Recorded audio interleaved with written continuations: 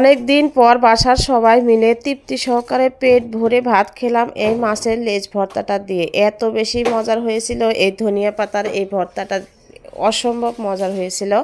আমার মনে হয় যে এভাবে একবার হলেও খেয়ে দেখবেন, ভাত শুধু খেতেই থাকবেন, এতটাই মজার হয় এই ভর্তাটা। তো চলুন আমরা রেসিপিটা শুরু করে দেই।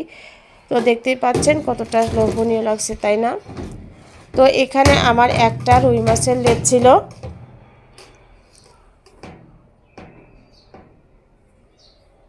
তো লেজটা কিন্তু আমি নুন হলুদ দিয়ে সুন্দর করে ভেজে নিচ্ছি উল্টে পাল্টে, কারণ কোনো দিক যেন কাঁচা না থাকে, এর জন্য আমি সুন্দর করে ভেজে নিলাম। আর এর মধ্যে ভেজে নেব হচ্ছে শুকনো মরিচ। শুকনো মরিচের পরিবর্তে কাঁচা মরিচও দিতে পারেন। তো শুকনো মরিচ দিলে একটু ভর্তাটা খেতে বেশি মজা লাগে। তো আমি একদম মুসমুসে করে কিন্তু ভেজে নিয়েছি।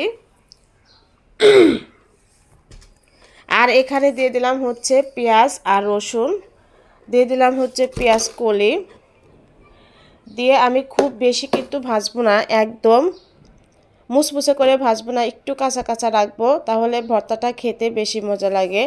আর এখানে আমি যে বাটুনিটা নিয়েছি, আর এখানে আমি সবগুলো দেখিয়ে দিচ্ছি।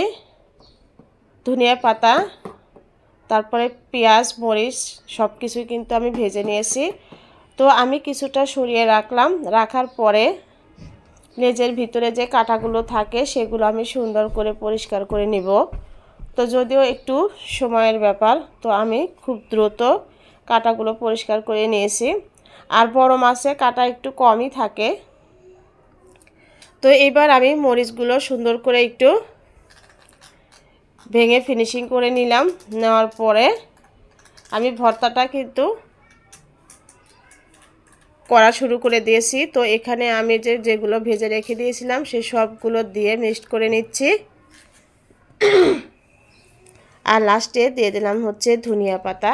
এবার আমি হাত দিয়ে সুন্দর করে মাখিয়ে নেব। আসলে যা দিয়ে করেন না কেন হাতের মাখার স্বাদই কিন্তু আলাদা। আর এখানে যে ভেজে রাখা তেল ছিল, তারপরে আমি কিছুটা সরিষার তেল এর মধ্যে ইউজ করেছি, আর স্বাদ মতো লবণ দিয়েছি, লবণটা একটু কম হয়েছিল। তো এই তো মেখে টেকে আমি, দেখেন কতটা লোভনীয় লাগছে, তাই না? মানে খেতে এত বেশি মজার হয়েছিল যে মনে হচ্ছিল যে শুধু ভাত খেতেই থাকি, অনেক বেশি মজার হয়েছিল। আর ধনিয়া পাতা দিলে যে কোনো জিনিসের স্বাদ কিন্তু এমনিতেই অনেক বেড়ে যায়। তো রেসিপিটা কেমন লাগলো, ভালো লাগলে লাইক কমেন্টস করবেন, আর ভালো লাগলে অবশ্যই একবার হলেও ট্রাই করে দেখবেন। এভাবে ভর্তাটা করে খেতে অনেক বেশি মজার হয়। তো দেখা হবে নতুন কোনো রেসিপিতে, নতুন কোনো ভিডিওতে। ধন্যবাদ সবাইকে।